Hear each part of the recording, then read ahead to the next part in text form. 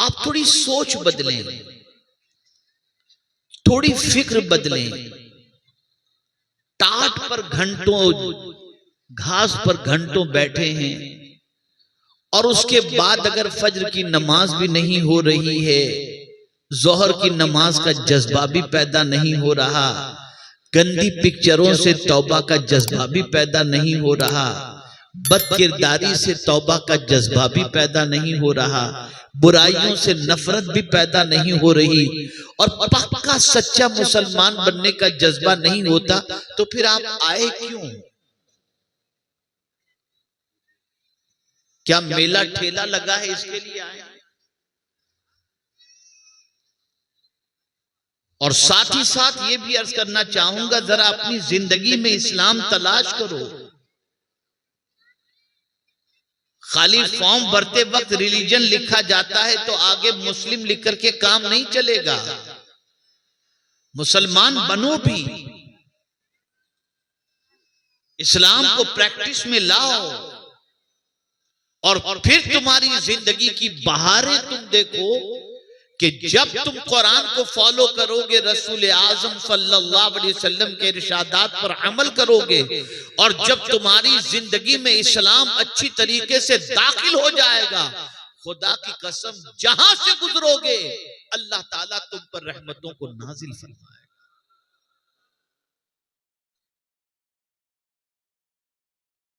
आज हमारी कौम को वुजू के तरीके से नावाकिफियत, हमारी कौम को गुस्ल के फराइज नहीं मालूम, गुस्ल का तरीका नहीं मालूम, कुरान पढ़ना नहीं आता।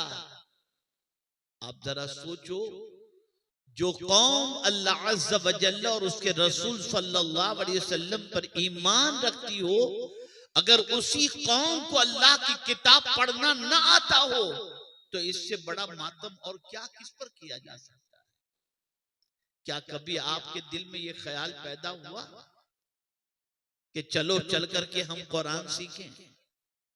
क्या कभी आपके दिल में यह ख्याल पैदा हुआ कि चलो नमाज का तरीका सीखें? कभी आपके दिल में यह पैदा हुआ उलमाए बाअमल की सोहबत में बैठने के बाद उनसे कुछ मसाइल सीखें?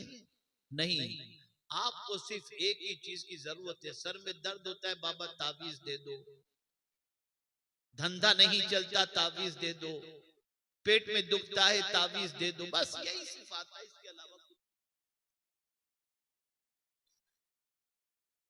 मैं ये नहीं कहता कि आप इसके इलाज के लिए बुजुर्गों के पास न जाओ, लेकिन सुन लो और अच्छी तरीके से कान खोल करके सुन लो।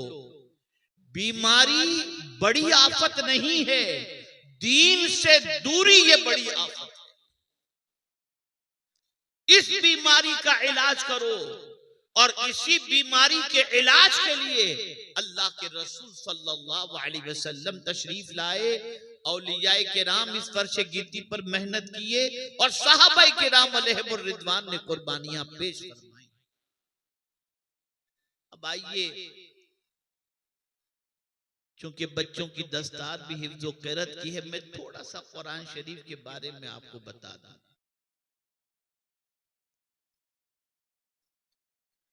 अल्लाह इरशाद फरमाता है, वहादा किताबुन अंज़लनाहु, ये किताब, इसको हमने नाजिल फरमाया। पता चला ये किताब किसी इंसान की लिखी हुई किताब नहीं है, ये अल्लाह की किताब है, और इसका नाजिल करने वाला भी अल्लाह है। अब अल्लाह ही से पूछे, मौला ये किताब है कैसी? जरा इसकी कुछ शान भी बयान कर दे।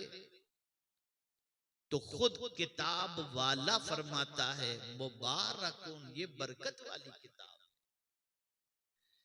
ये कुरान बरकत वाली किताब है। अब बरकत के एतबार से देखा जाए तो मुसलमान इतना तो जरूर समझता है कि घर में कुरान रहेगा तो घर में बरकत होगी, दुकान में कुरान रहेगा तो दुकान में बरकत होगी। लेकिन मैं थोड़ा सा और आगे बढ़ करके अर्ज कर दूं कि बरकत का दायरा इतना महदूद नहीं है। ये किताब जहां जहां होगी वहां वहां बरकत होगी।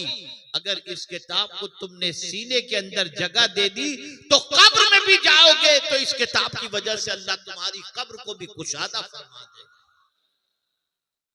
बहुत बरकत वाली किताब,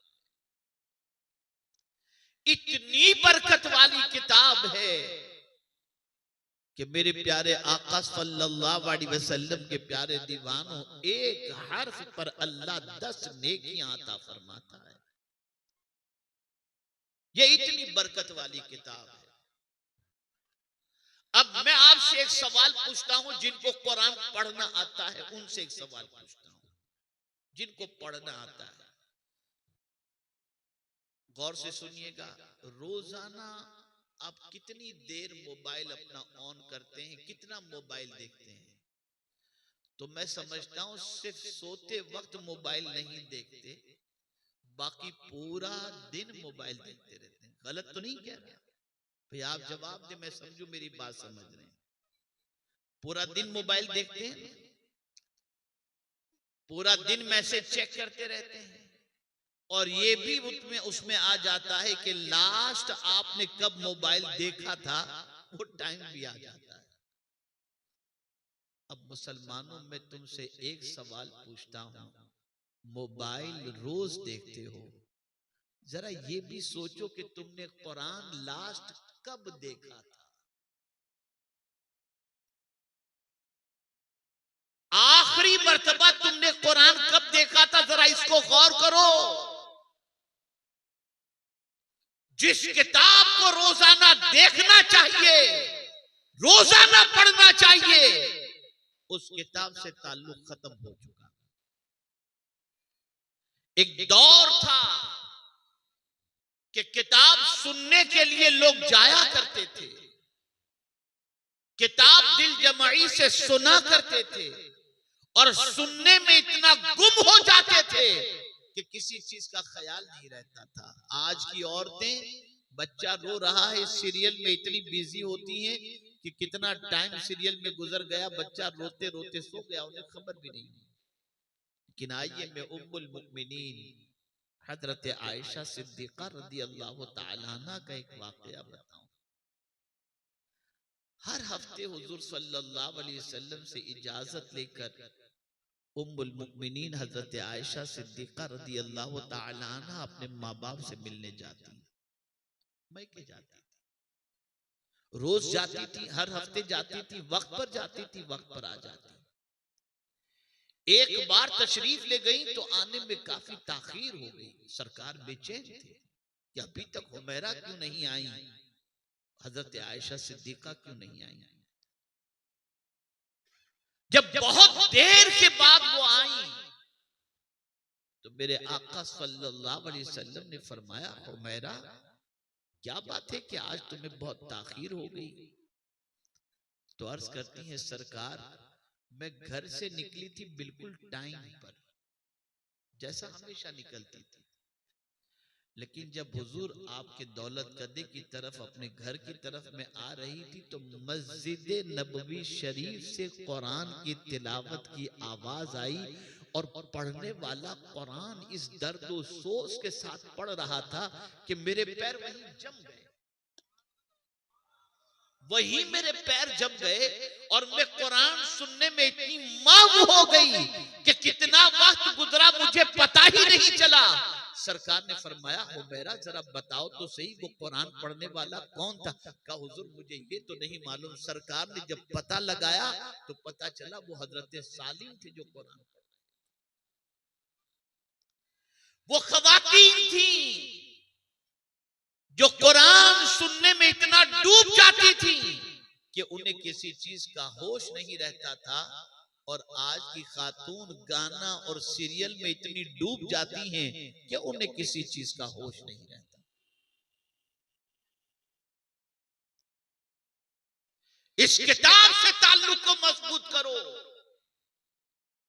आकाए करीम रऊफ रहीम अलैहि तहियत व तस्लीम इरशाद फरमाते हैं, वो घर कब्रिस्तान है जिस घर में कुरान की तिलावत नहीं होती।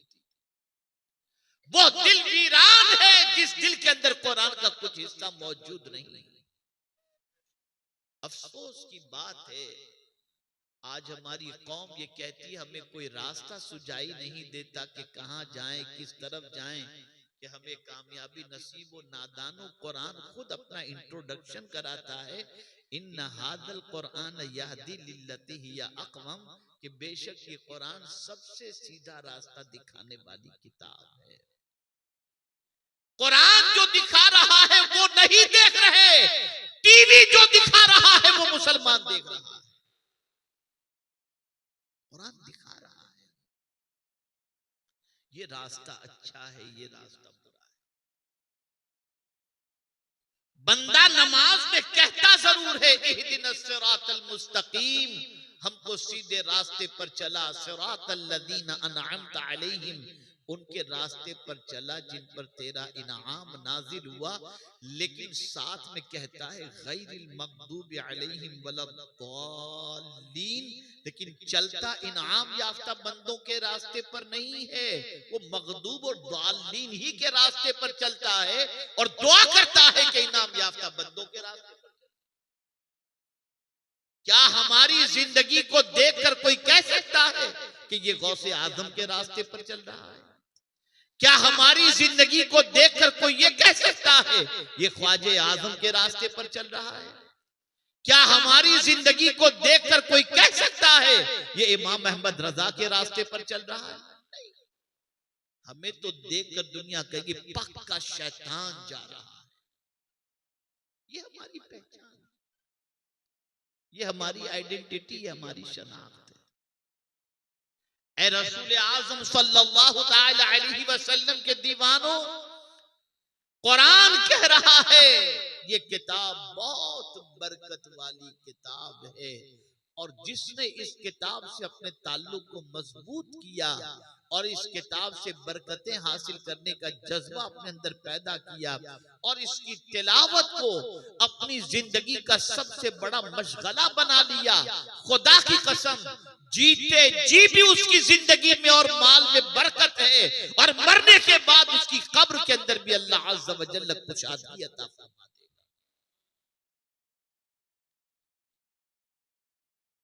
और फिर कुरान ने कहा कि ये किताब सिर्फ बरकत हासिल करने के लिए नहीं है, वहादा किताबुन अंज़लनाहु मुबारकुन, ये सिर्फ बरकत हासिल करने वाली किताब है। फत्तबिऊ, इस किताब की पैरवी करो। ये किताब जो कह दे वो करो, जिससे रोक दे उससे रुक जाओ। अगर ये किताब कह रही है कुल लिल मुमिनीना यग़ुद्दू मिन अबसारिहिम व यहफ़ज़ू फुरूजहुम, तुम कह दो मोमिनों से कि अपनी निगाहें नीची रखें और शर्मगाहों की हिफाजत करें, तो अब मोमिन की जिम्मेदारी बन जाती है कि वो अपनी निगाहों को नीची रखे। लेकिन आज अगर देखा जाए निगाहें आवारा हो गई। मौला अली करमल्लाहु ताला वजहुल करीम से किसी ने सवाल पूछा कि हुजूर मैं जमाने से नमाज पढ़ रहा हूं लेकिन नमाज में लज्जत नहीं मिलती, नमाज में कैफ नहीं मिलता, नमाज में सुरूर नहीं मिलता। तो मौला अली करमल्लाहु ताला वजहुल करीम ने फरमाया उस बंदे को अल्लाह नमाज में लज्जत नहीं देता जिसकी आंखें गंदी हो चुकी, आंखें गंदी हो चुकी। दुनिया तुम्हारी आंखों को गंदी करने के लिए बुराइयों का सैलाब यूट्यूब पर और गुनाहों के लिए सोशल मीडिया पर डाल दिया ताकि कभी तुम्हारी इबादत बाज़ौक़ वाली न हो और कभी तुम्हारी जिंदगी जो है बेदाग न गुजरे, तुम्हारी निगाहें भी गुनाह आलूद हो जाएं। आज हम हमारे बच्चों को देखते हैं पूरी पूरी रात गंदगी के अंदर डूबे हुए हैं, मोबाइल लेकर पड़े हुए हैं, पता नहीं क्या क्या देखते हैं और क्या क्या करते हैं, अल्लाह बेहतर जाने। ये आंख इन गंदगियों के लिए नहीं है। पूछो हुजूर मुफ्ती आज़म हिंद अलैहि रहमतुल्लाह से क्यों दी है अल्लाह ने ये आंखें, तो कहते हैं कुछ ऐसा कर दे मेरे किरदगार आंखों में, हमेशा नक्श रहे रुए यार आंखों में। उन्हें न देखा तो किस काम की है ये आंख, उन्हें न देखा तो किस काम की है ये आंखें, कि देखने की है सारी बहार आंखों में। अगर हुजूर को नहीं देखा तो ये आंखें किस काम की हैं? कभी हमारे दिल में जज्बा पैदा हुआ कि हम बावजू रात को दुरूद शरीफ की कसरत करते करते और दुरूद शरीफ को कसरत से पढ़ते पढ़ते इस नीयत से सो जाएं कि जिस पर दुरूद पढ़ रहे हैं वो हमें अपने दीदार से माला माल कर। कभी ये जज्बा पैदा नहीं, कभी ये ख्याल पैदा नहीं, और दावा किया हम गुलामे रसूल हैं, दावा किया हम आशिक़े रसूल हैं। आशिक़े रसूल को समझना है तो इमाम इश्क मोहब्बत से समझो कि कहते हैं जान दे दो वादे दीदार पर, नक़द अपना दाम हो ही जाएगा। इतना इश्क रिसालत में डूबे हुए थे कि कहते हैं कि कब्र में तो हुजूर की ज़ियारत होनी ही होनी है। जान दे दो वादे दीदार पर, नक़द अपना दाम हो ही जाएगा। ये उधार वाला सौदा नहीं है। अगर जान हुजूर की मोहब्बत में दे दिए तो कब्र में मुस्तफा का जलवा तुम्हें दिखाया जाएगा। ऐ नौजवानों, जरा अपने आप को संभालो। अब तो हाल ये हो गया कि हमारे जवान 20 साल 18 साल के होते होते इतने कंगार और खाली हो जाते हैं और जिस्मानी एतबार से इतने खराब हो जाते हैं कि उनकी जिंदगी के अंदर सिवाय बेचैनी और बेकरारी के कुछ होता ही नहीं। क्यों? गंदगी देख देख कर, यूट्यूब पर बदकारी देख देख कर। ये न समझना कि आंख से जो कुछ देखो तुम्हारी मर्जी के मुताबिक चल जाएगा, कान से जो कुछ सुनना चाहो सुन लो चल जाएगा, नहीं। इन्ना समअ वल बसर वल फुआद कुल्लु उलाइका काना अन्हु मसऊला। कान के बारे में, आंख के बारे में, दिल के बारे में अल्लाह पूछेगा कि मेरे बंदे मैंने ये नेमतें तुझे दी थी, बता इन नेमतों का तूने क्या किया। पूछेगा अल्लाह, पूछेगा मेरा परवरदिगार। मुझे यहाँ पर एक वाकया याद आ रहा है और उसी वाक़े पर मैं अपनी गुफ्तगू को खत्म करने की कोशिश करूंगा। क्या तड़प थी और क्या अल्लाह वाले थे। एक बुजुर्ग थे जिनको अल्लाह ने ये कमाल अता फरमाया था कि जिसको चाहते हुजूर का दीदार करा देते थे। बोले ये कामिल थे, जिसको चाहते थे हुजूर का दीदार करा देते थे। शादी को जमाना उनके गुजर चुका था, लेकिन उनकी बीवी को हुजूर का दीदार नसीब नहीं हुआ था। तो कमो बेश 60 साल की बीवी होगी उनकी। एक दिन अपने शौहर से कहती है कि आप सबको हुजूर का दीदार कराते हैं, मुझे अभी तक हुजूर का दीदार नसीब नहीं हुआ, मुझे भी करा दीजिए। क्या ज़ौक़ था, क्या शौक था। अल्लाहु अकबर। काश ख़वातीन इस्लाम के दिल में यह जज्बा पैदा हो कि हुजूर के दीदार के लिए वो बेचैन हो। यहाँ तो हीरो की तस्वीर मोबाइल की स्क्रीन पर रखती हैं, सुबह उठ के उसे देखती हैं और शाम को उसे देखती हैं, रात को उसे देखती हैं। लानत हो ऐसी जिंदगी पर उन आवाराओं को देखने के ऊपर। लेकिन उस खातून ने कहा, बुजुर्ग ने फरमाया एक काम करो, तुम मेरी शरीक हयात हो, शादी की रात को जो कपड़े तुमने पहने थे ना, वही कपड़े पहनकर बन सवर कर तुम कमरे में पहुंच जाओ। हुजूर के दीदार की लालच के अंदर बन संवर कर वो कमरे में जाकर के बैठ गई। वो बुजुर्ग अपने बड़े साले को बुलाते हैं, अपनी बीवी के बड़े भाई को, और फरमाते जरा जाकर के देखो तुम्हारी बहन इस उम्र के अंदर कैसी बन संवर कर बैठी, जरा जाके देखो उसको जरा भी अक्ल है कि नहीं। अब बड़े भाई साहब जब पहुंचे और बहन को इस हाल में देखा, जलाल में आ गई, क्या तुम तमाशा मचा रखा है, ये वो। इतना डांटा बड़े भाई ने अपनी बहन को कि वो रोने लगी। रोते रोते आंख लग गई, सरकार का दीदार नसीब हो गया, हुजूर का दीदार नसीब हो गया। सुबह हुई तो अपने शौहर से उन्होंने कहा, आपको हुजूर का दीदार कराना था, सीधे सीधे करा देते, पहले अच्छे कपड़े पहनवाए, फिर भाई से डांट पिलवाई और हुजूर का दीदार हो गया। अब जवाब सुनिए, इरशाद फरमाते